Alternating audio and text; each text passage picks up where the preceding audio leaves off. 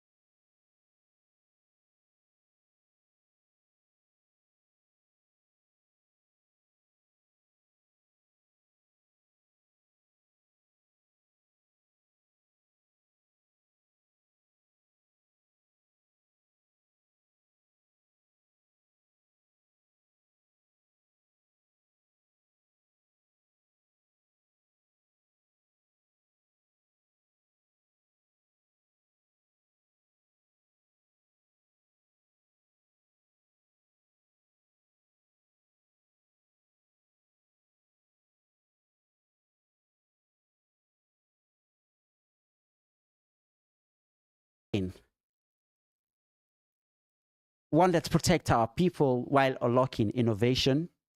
Tonight, we're joined by someone who has spent studying these very questions. Judith Rauhofer, Senior Lecturer of IT Law at the University of Edinburgh, will help us navigate the distance shorelines and bring the lessons home to Africa's future. Good evening, or good afternoon, Judith, and welcome to Wivo Legal Tech for Africa. Good evening, Maureen, and thank you very much for having me. I'm really looking forward to this conversation.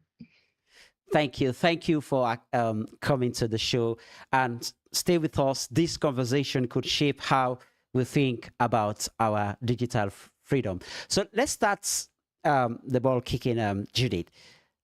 Let's start with the big picture. Surveillance capitalism, sounds like a heavy term. How would you explain it in simple terms, and why should Africans care about it today?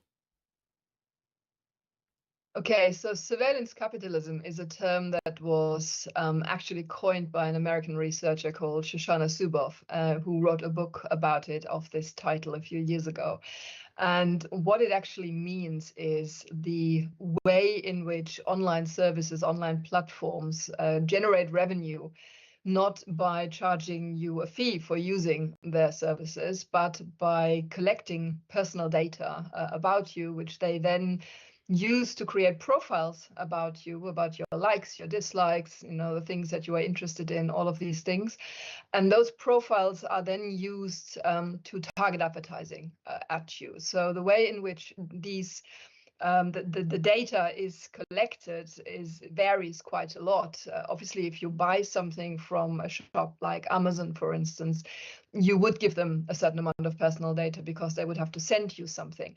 But even if you're only using an online social media network, for instance, the data that they collect is essentially about everything that you do on that particular platform, on that website.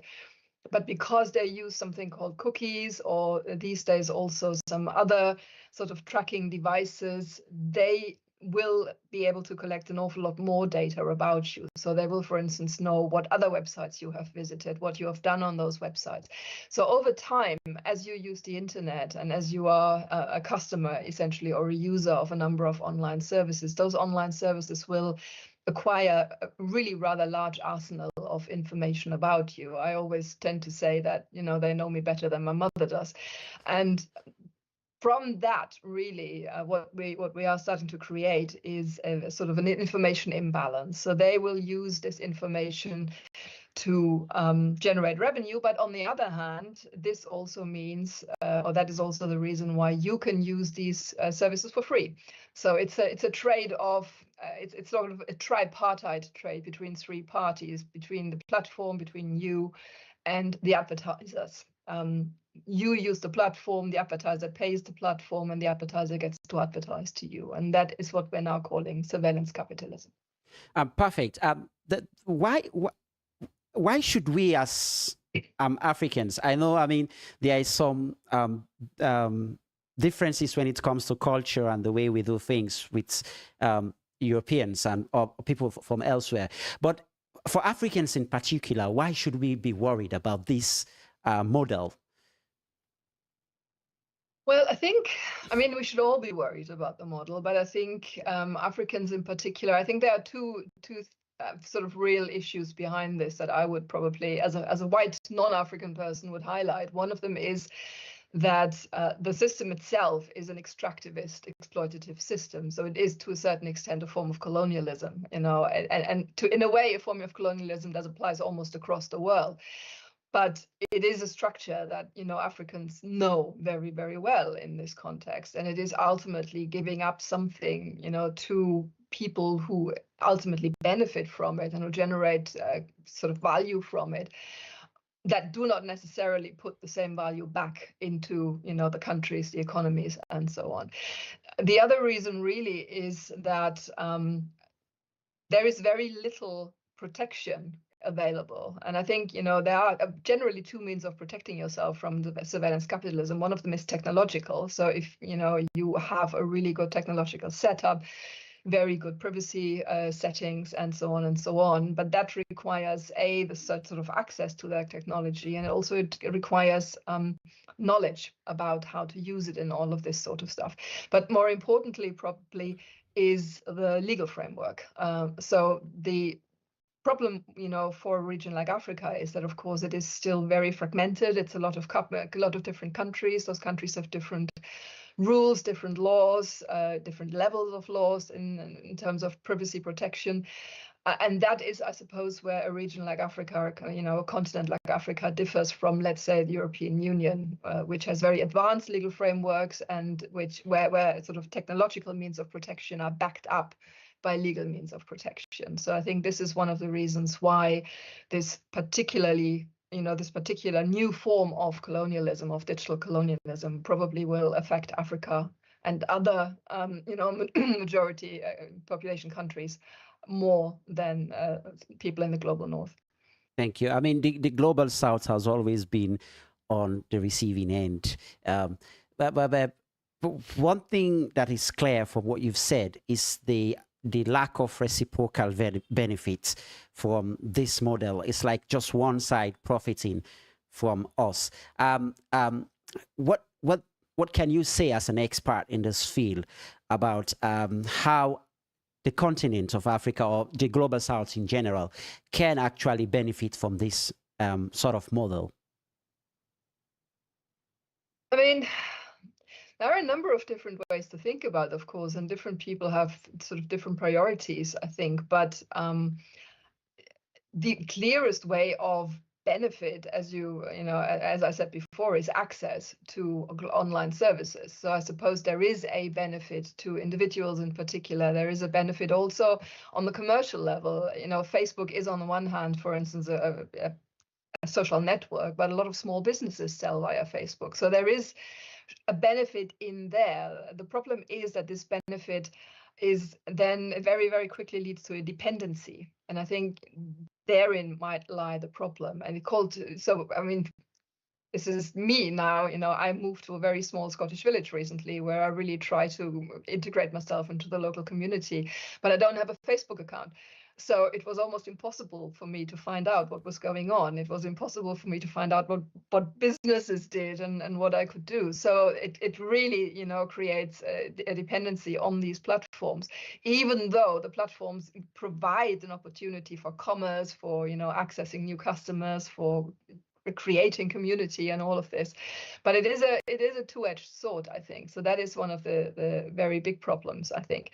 But the real issue, I suppose, is that what we have seen in the global north in this context, even in Europe, that has pretty good protections and has is an economic force of its own account, is that we are now very much seeing the accumulation and the monopolization of the internet. And I think this is also something that even the Europeans really can't get a way out of that, if even we are now dependent on a very, very small number of big platforms, big international big tech businesses, then I think a region like Africa probably has even less chance of escaping that, because there is so much less power on the other side than I would say the European Union at this point in time has.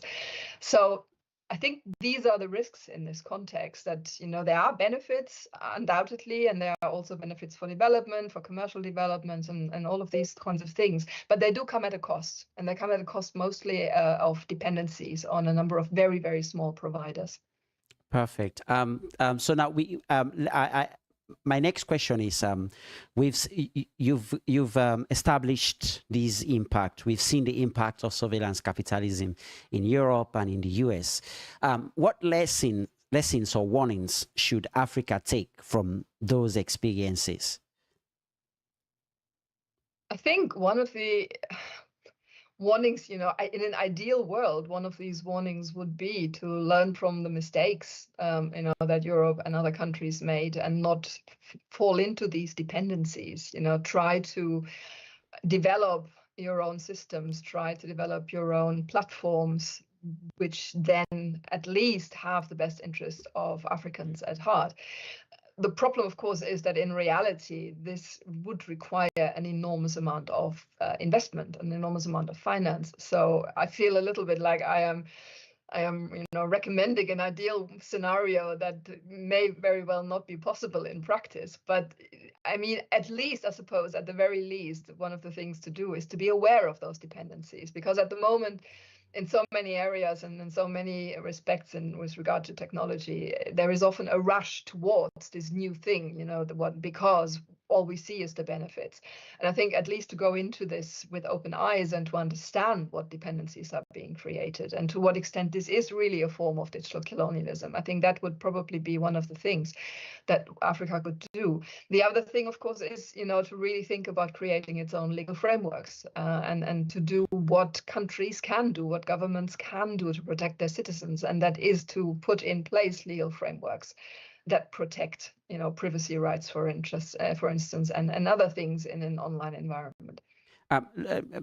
Judith, looking at Africa's digital landscape, from mobile money to social media, where do you see surveillance capitalism already at play? Well, I think again, I'm probably not the expert here, but in some areas, I suppose, like social networking, from my experience in African countries, which is very limited, it's very much sort of surrounded by the African South Africa, Namibia, Zambia, and so on. But what I see is almost an Americanization of those kinds of platforms. So the same platforms that we're using in America, that we're using in Europe, are also very popular, like Facebook, for instance. But what could also, of course, be done, Africa also has is very leading in some other areas where it could actually, build upon, for instance, the development of mobile money, driven by the circumstance of often having to send money over vast distances without, very good telecommunications connections and so on. This development of mobile money Africa was very leading in this. And I suppose this is one of the things where, again, countries need to think about what can they do and what are the strengths and, and where are protections required in this context. But I think in a very large part, what we do see is an influx, of big tech firms that are really trying to do the same in African countries as they have done in all other countries. It is a very lucrative market. It is a new market. It is, well, not new, but it is, compared to some other global North countries, it is much less developed and still much more up for colonizing, for want of a better word. So from that perspective, I think focusing on one's own strengths, on also on development of technologies that actually benefit Africa itself, is, I think, one of the most important things to do in this context. When we talk about data protection, I mean, for the ordinary man in Africa, when we hear about data protection, it often feels abstract. I can, recall from Nicole Dre and Majay's Data Grab. In chapter 1 of their book, they reference the king from Southern Africa who was averse to the introduction of Telegram, even though the white man painted the technology as a sort of development for his people, but he perceived that this new technology is a way it's a way of surveillance, to look at what I'm doing, to try to capture my kingdom. So how does surveillance capitalism affects everyday lives, say in health, in politics, or even in shopping habits? I mean, what should the ordinary African man be aware of when it comes to protecting his or her data? Well, I mean, I think with regard to on individual level, I think one of the things that we are increasingly seeing in the global north is, for instance, dynamic pricing. So on the one hand, it is very interesting, it's very nice to get access to some of these services for free, but the more people know about you, the more they can actually also gauge, for instance, what you would be willing to pay for a particular service. And of course, these days, all of us see a different internet, and that applies to shopping sites as well. So you book a flight probably from where you are now, and you go on the same website as I go, and we will probably be given a different price, because they would basically, try to assess your purchasing power, and they would assess my purchasing power. And by virtue of the fact that I'm in a global north country right now, that I may be doing this from an Apple device, which is classed as really high value, all of these kinds of things, they would then decide how much to charge me in comparison. And now a lot of people say, well, why not? So people who have less money pay less, but ultimately we have a profit motive behind here. So this is really not how this is going to work in the long run. I think we need to be aware of that.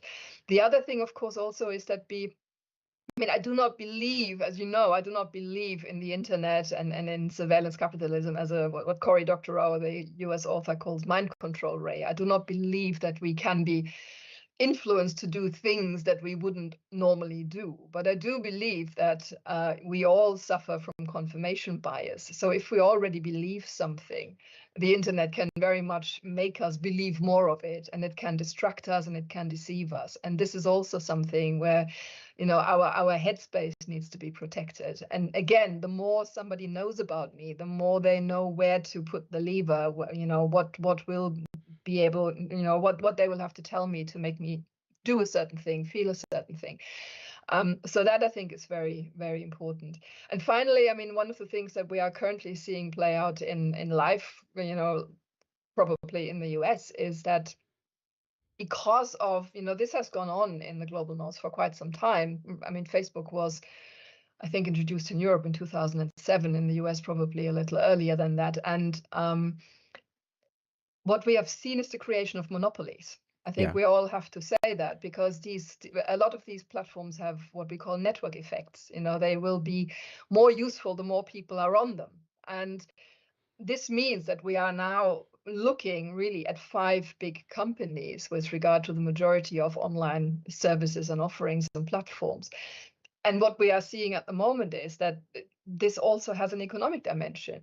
These platforms have generated enormous wealth. They're using that wealth to, buy out competitors, to make sure that certain innovations never see the light of day, or that if they do see the light of day, that they are the ones who own them and that they benefit from it. And what we have seen more recently is that, the generation of all that wealth in the hands of a few people is now something that we have to be worried about in a political context, because that is exactly what's going on in the US at the moment. So there are a number of different things to think about, from the very individual, how much am I going to pay for my flight compared to my neighbor, to the, what do I need to know? Do I need to do to protect my autonomy, my ability to think, my ability to make decisions? to the very, very high level of society, where we really have to ask ourselves: do we want very, very few people become so rich that they can ultimately make regulation, or influence politicians to an extent where they can then dictate what kind of regulation is made and not made? I don't know if you tuned into the inauguration day, in the U.S. inauguration day of Donald Trump. We saw the back of where he was sitting. I mean, so big tech companies, CEOs were sitting behind him. Were you worried about that?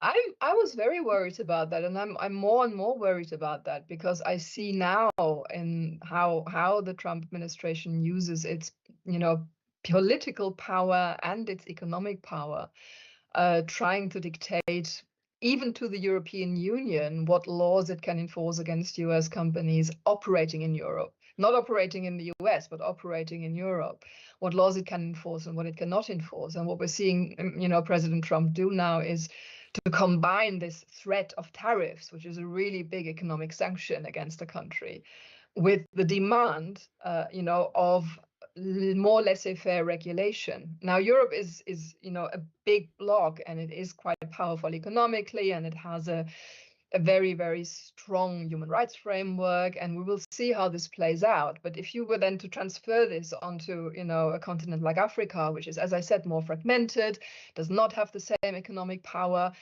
there is really very little that can be done in this context. If a US president were to say to any African country, in order to continue to do business with us, or in order to continue to do this or that, you have to do this, and you cannot make laws, and you cannot make regulations, and you have to make sure that our companies can go in there and can extract data, extract content, extract everything, without you being able to protect them. So I think that is a really big problem, and I am worried about it. Yes. Of course, all that you've been saying, we've seen it at the moment. We've seen it comes to play every day. We're living with it. So for countries in Africa where, like you said, the economic bargaining power is not as huge as the European Union, there comes the battle of protecting the fundamental right of people, whereas also wanting to benefit from these platforms. Like in my country, everybody uses TikTok, everybody uses Facebook. And I remember you at the beginning of this podcast, you mentioned that you are not even on Facebook, but because of the way the model has been built, you can't live without it. And that's the reality down here in Africa. We actually cannot live without Facebook. We cannot live without TikTok. You have to be in it. So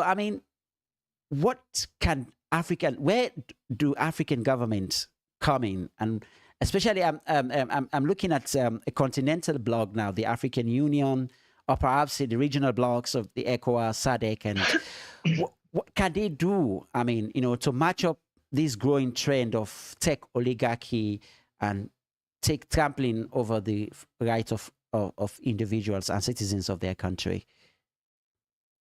I think you actually said exactly the right thing. I think the only way in which to do this really is collectively. I don't think that any individual African country, as much as no individual European country, would have been able to resist this. Europe's strength, as far as I can say, does not come solely from the economic power. It comes from the European Union being a collaboration, a collective. And I think that's probably, one way in which Africa would be able to put up a better negotiation position, shall we say. I want to say front, but, it put itself in a better negotiation position. The single market in Europe is interesting, and that gives Europe sort of, power, economic power. It's interesting because it's a big market, and that is a very different sort of animal than having a small market in individual countries in Africa as well. So I think one of the really good things is, economic unions also to go together in African countries, but of course also in terms of the legal frameworks. I mean, one of the things that that's Europe has been very useful for Europe in terms of resisting American calls for watering down its own laws and stuff is that we have this Charter of European Fundamental Rights, and that charter is ultimately sort of an umbrella legal framework. We do not actually, it's our constitution, we do not actually have, our governments don't have the right to make law that violates the charter.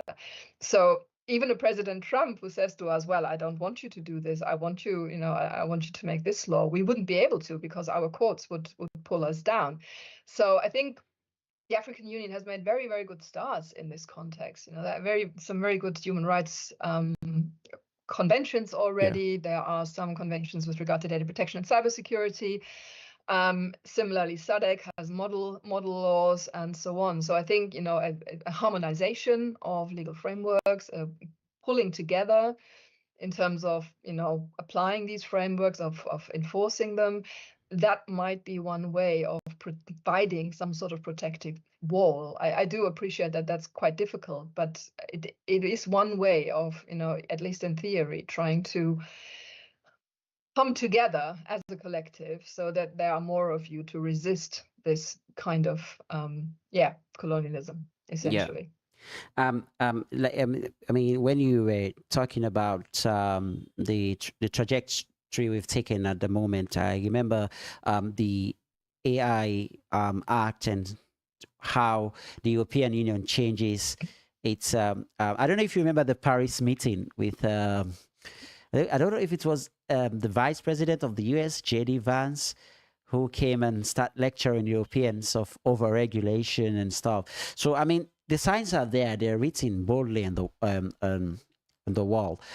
So and for us here in Africa, we're still building our frameworks, our data protection frameworks. Over the course of my research, I realized how deep and how fragmented we are when it comes to our data protection frameworks. So what opportunities exist to do things differently and maybe even better than Europe or the US? I mean, I think one of the things that I've realized was that as I was doing work in Africa in terms of data protection was that just an adoption of the EU style framework, which is generally, sort of pronounced as being the gold standard in the world, the GDPR, the General Data Protection Regulation. Just an adoption of that is maybe not possible, because it really is a complex framework that the EU really developed on the back of another framework that was in place for 20 years. So to go essentially from zero to this very highly developed framework is a really, really big ask, because it's it requires a lot from businesses, from data controllers, and it requires a lot of expertise. It requires a lot of people who really know how to do this and how to apply it, and that would be difficult. But also, the question, of course, is whether it is culturally a good fit, because it was a framework that was, developed very much and has a history in the European tradition, in the European background, and in European history in particular. I mean, that is really the main thing. The first data protection laws were discussed in the 1970s in Europe, and that was largely in response to the development of computing power, and databases and all of this. But the reason why that was a concern at the time, this greater availability of data, this greater ability to store data, to share data, the reason why that was a concern was because Europe, Germany, my country in particular, had very hard experiences of surveillance and what this means, and the information imbalance between the government and citizens, and there was a willingness to protect citizens from that ever happening again. So this is a very, very specific tradition, very specific history, and that still infuses in many ways what even the GDPR does today. Now, I'm not saying that that all doesn't also apply to other countries. I think what happened, in Europe in the 1930s is absolutely capable of happening in other countries. I mean, again, we might want to look at the US at the moment and think, I feel very much like there are things that are repeating themselves. But I think there is also a cultural difference.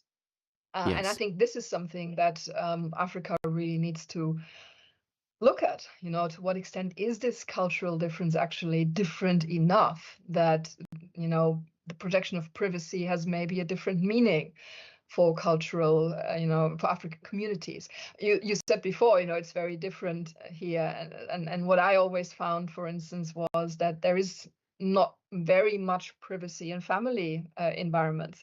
Yeah. That actually is frowned upon. So an idea of privacy that is as individualized as it is in Europe traditionally, maybe it doesn't work for Africa. But if that is true, what does work? Okay, what do we have to protect really? Is it a more collective kind of privacy, a group privacy? Is it what is it? And I think this is the question that I can't answer because I come from a very different cultural environment.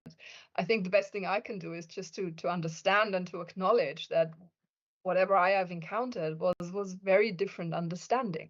Yeah, I mean, in our last episode, we had Frank Sekemwa, the human rights lawyer from Uganda, who happened to be amongst a group of activists that brought Google to court in Uganda and had a decision. In our discussion, he pointed something out that I have never looked at it in that angle. To my mind, is that there was some stark difference between us and Europeans when it comes to the idea of privacy. And because we had more of a communal thing, a community thing here, I mean, with the Ubuntu, the EWA, and other philosophies that pride utilitarianism. But he said the African is more private than the European. I said, how? Yeah, that's what he said to me. He said, because the African doesn't want the world to know his dirty linens. I mean, for example, he pointed out to the fact that when we had the exposure of some indecent imagery of yourself, that would be a taboo for you in the community. And you want to keep that hidden. You don't want that to go out. And when he pointed that out to me, I realized, yes, there might be some similarities between us. Even though we have a community, everybody's looking out for each other. He said the idea of community is to look out for the welfare of each other, but not to infringe the privacy of each other. We also want our private life to be private and not to be in the hands of the community. So I was like, oh yes, that sounds interesting. And maybe, that might be something we can draw from the Europeans. But like you said, yeah, our cultures are different. Our way of life is different. What we see is right might not be, right from the European angle.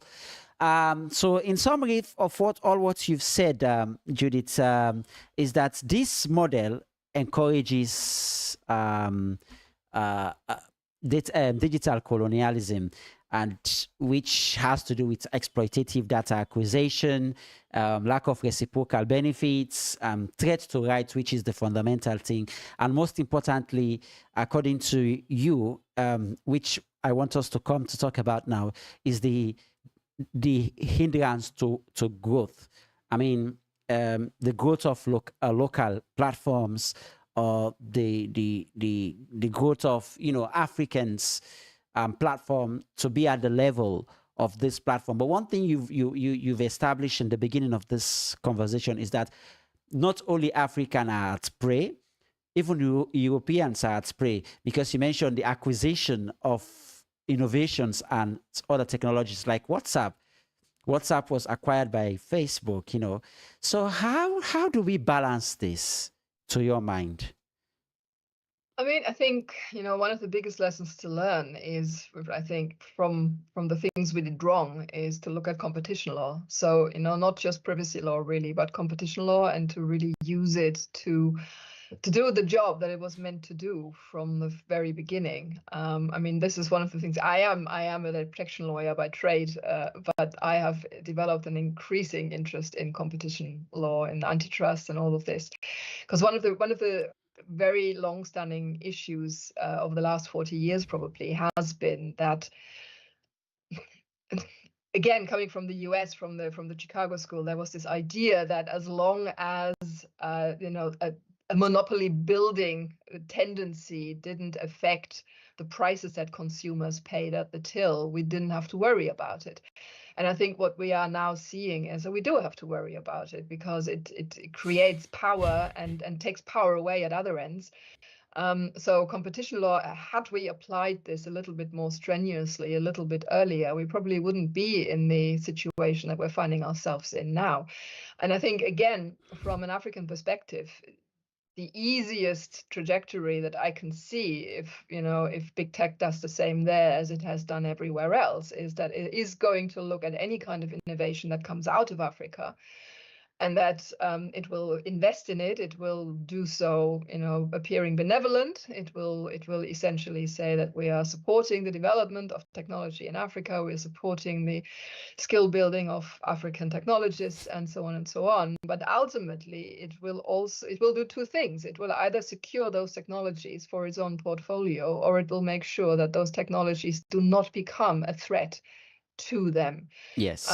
So again, from the perspective of a lawmaker, of governments and policymakers, and what they would have to look out for is to really say at the very early stage, well, we need to make sure that that doesn't happen.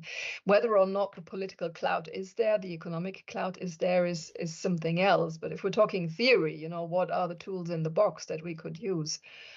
Competition law is one of those tools that we could use. Privacy, of course, is another, because privacy, or data protection, because as we said in the beginning with surveillance capitalism, data is a raw material.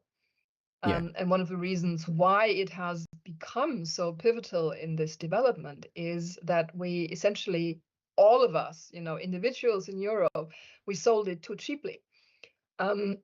Which means that even European, this strict gold standard European data protection law had loopholes in it. It had gaps in it. And those gaps were very much like the individualized approach to it that allowed us as individual people to sell our data for convenience, for attention, for fun, for all sorts of other things. And again, this is something where potentially lessons can be learned. Yeah. This leads us to the question of sovereignty by design, which I think you kind of raised abstractly. I would like you to go deep in that, if you can further elaborate how we can, achieve sovereignty by design. Well, I think, again, a lot has to do with what the governments do. I mean, we see this in Europe at the moment. European governments are really struggling right now with the fact that all their government IT systems are provided by US providers. Yes. That all their information is stored in US clouds. And in terms of sovereignty, this is, of course, a really big issue when you all of a sudden, that country that you thought of as a friend turns out to be maybe not quite so friendly anymore. And it's not as if we didn't have people to say this out loud, or committees to say this out loud. I think as far back as 2013, there was the Economic and Social Committee that said we should look at data as just another energy, another utility. We need to protect this, and we need to protect our ability to do this in the same way as we try to make sure that we will always have enough energy, that we will always have enough water, that we're not dependent on anybody else to do this. So it's very difficult, I think. And people have maybe taken their eye off the ball a little bit because of this understanding that we were dealing with a friendly partner. But if you really want to make sure that you protect yourself, as a country, then sovereignty ultimately also means that these dependencies at the state level must not exist, really. So, maybe not use Microsoft for every single bit of your state business. Is there anything we can learn from China? Because we saw a model from China. I mean, during our studies, one of the great reference we always take is from China. I mean, although theirs is state-led and stuff, but when it comes to sovereignty by design, China has everything that that is kind of compared to the US. They have their own Google, they have their own Facebook, and I remember meeting the Chinese folks. In one of our courses, I think the one you were teaching, you used to put us in small groups. And that was so great because we have to meet different people, and there were some Chinese people there. And then we had to discuss, and we realized that this is the first time they're using Instagram because they had their own type of Instagram. So is there something that we can learn there from China? You can, but I think again you have to also then take note of the fact that that particular medal has two sides. So on the one hand, absolutely, China has protected itself. China is not dependent on anyone, and China is one of the big three empires. China is, if anything, China is going outward and trying to expand its own system and trying to, again, have influence in the world in the same way as the US, albeit that they go about it differently.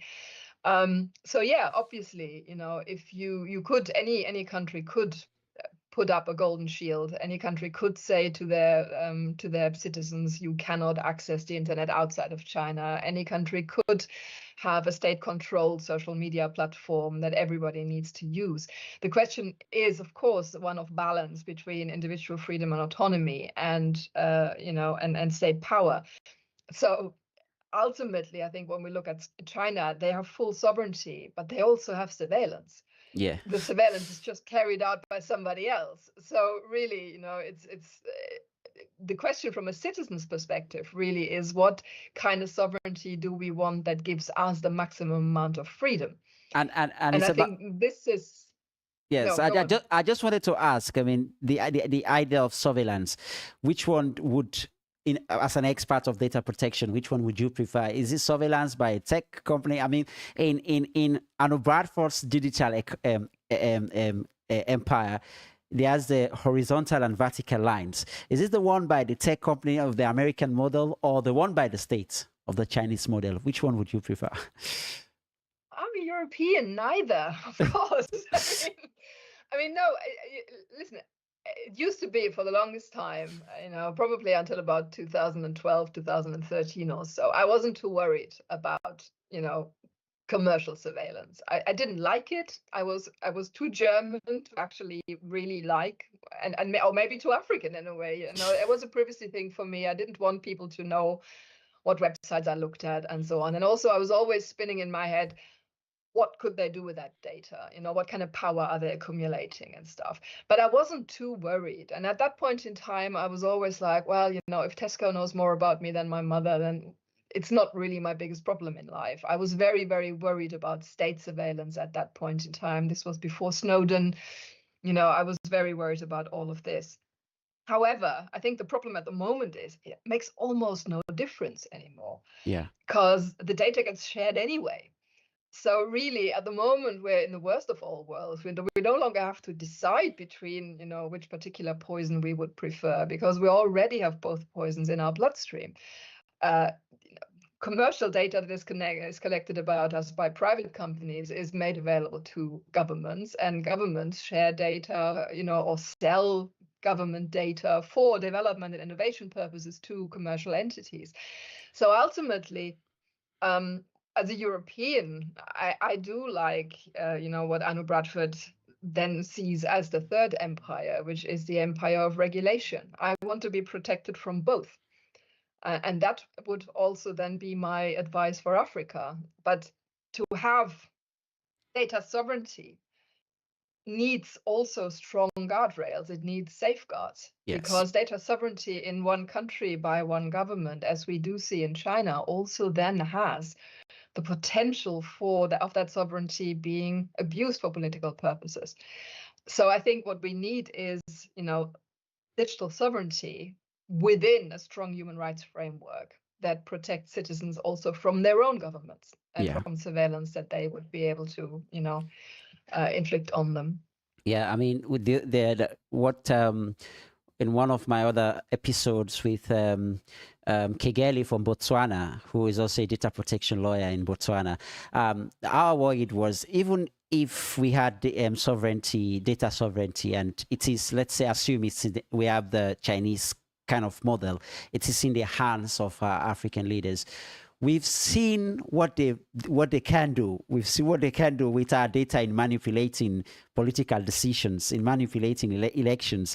Talk less, they have that power now that these companies have.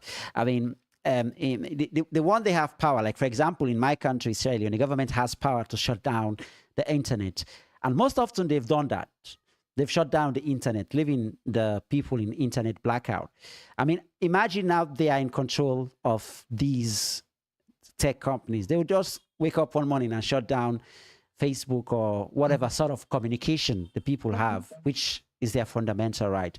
So yeah, it is so scary on what lesson we can learn. But like, it's like you said, we can look at bits, take bits from each side and take the best side, the best part, as Aristotle would say, the Nicomachean ethics: take the good side, stay at the middle, and which in Arno Bradford's voice is the European model. So now, if you had to leave, I mean, African policymakers, businesses, and young people, especially young people, with one takeaway about the future of data protection, what would it be? I think what I would say is to not let themselves be blinded by any shiny technology objects, because I think that is what has happened to us, really. The temptation of these new services, whether that is the old new services of, social media or online shopping or anything like that, or the new services, which is AI, anything that has AI in the title, Gen AI in particular, to always be aware that, there is a cost attached to it, to always make sure that they know what the cost is, and also always to make sure that they know they can afford the cost. And I think that might go some way, to at least create an awareness in this context, and then really just be active, be active citizens, be resilient, democracy defending citizens ultimately, and just make sure that you demand from your governments that they protect you, and that, they, and both from, external data extraction forces, but also from internal ones. There isn't really that much difference about it.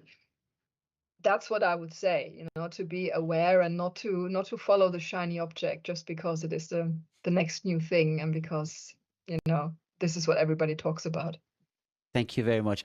Viewers, if you have any comment or question for our guest today, you can drop it down to the comment section. I forgot to mention that. But so far, so good. We have been in the company of Judith Rauhofer, who is a senior lecturer, lecturer of IT law in at the University of Edinburgh. If in the absence of no comments, because so far we've got no comment from YouTube and Facebook, and I'm so sorry about the late time change. People are used to the 8 o'clock. Yeah, so in the absence of no comments, Judith, you can. I don't think we should go for a break. You can just give us your last words with regards to surveillance capitalism and why we should be aware as people. Well, as I said before, I think one of the most important things is we should be aware of power shifts in society. As you know, that is a really big thing for me. I always look at information, the role of information in shifts in power within a society. And my, idea behind this always is that we have three players: the state, industry or commerce, and the individual. And that really, in an ideal situation, the power between these three entities is in equilibrium. Gosh, equilibrium. This is it. So is an equilibrium. Okay. And one of the problems of surveillance capitalism is it shifts. It shifts that equilibrium. It shifts power away in most cases from the citizen. Mostly, it shifts, or originally it shifted it to the state, and then it started shifting it to commercial entities. So I think the relationship between surveillance capitalism and power is a really, really important one. And we should really always be mindful of the fact that this is happening. We have So, a comment from YouTube. It's Liam.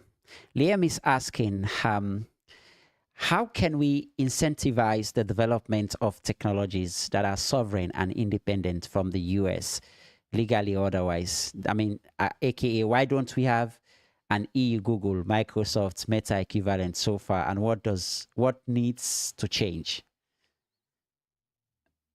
yeah, I mean, to be honest, that's a question the Europeans ask themselves as well, or are being asked constantly.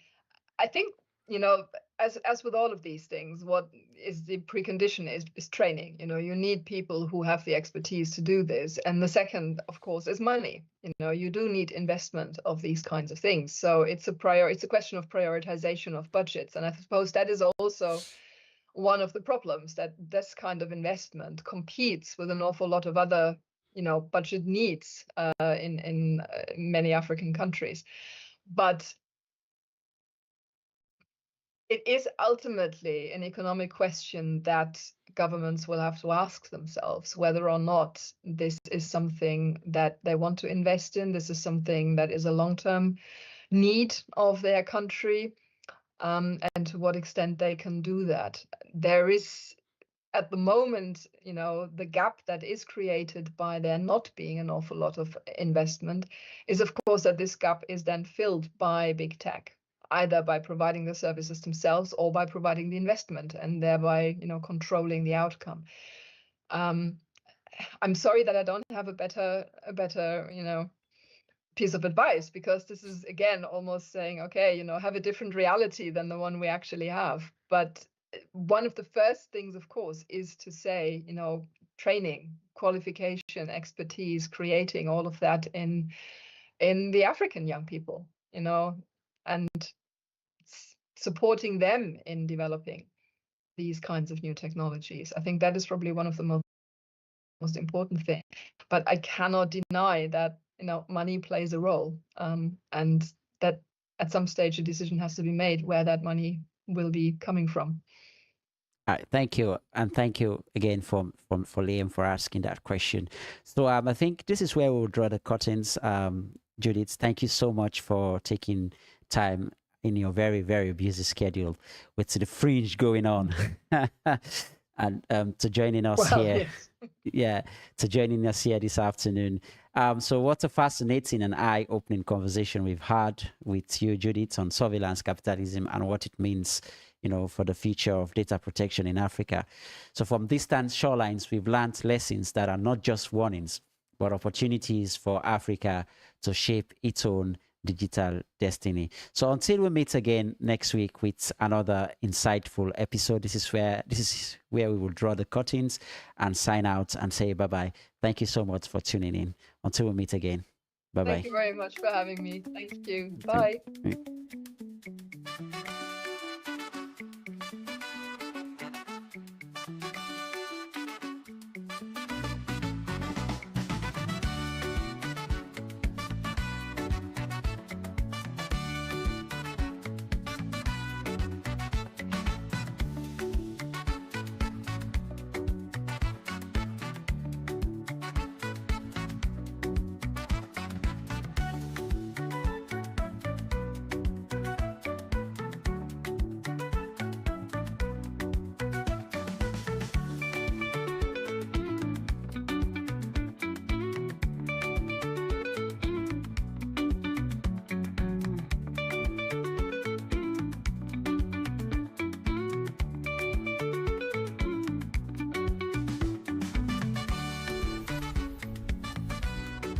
Wivo Legal Tech for Africa.